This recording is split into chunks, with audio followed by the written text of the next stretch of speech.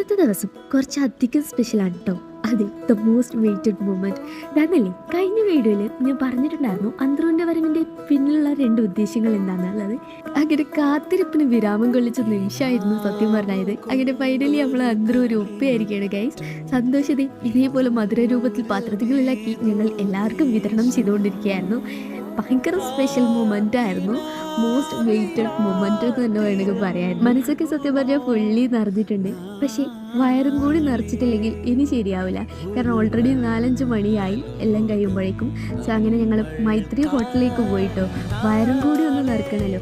മൈത്രി hotel എന്ന് പറയുന്നത് പയ്യന്നൂരുകാരുടെ ഒരു വികാരം തന്നെയാണ് പറയാം. കാരണം മൈത്രിക്ക് ഉള്ള ഫാൻസ് ഒന്നും വേറെ എവിടെയും ഉണ്ടെന്ന് എനിക്ക് തോന്നുന്നില്ല. കാരണം അത്രയും ആളുകളുടെ മനസ്സിൽ ഇടം നേടിയ ഒരു ഫുഡ് സ്പോട്ടാണ് മൈത്രി എന്ന് പറയുന്നത്.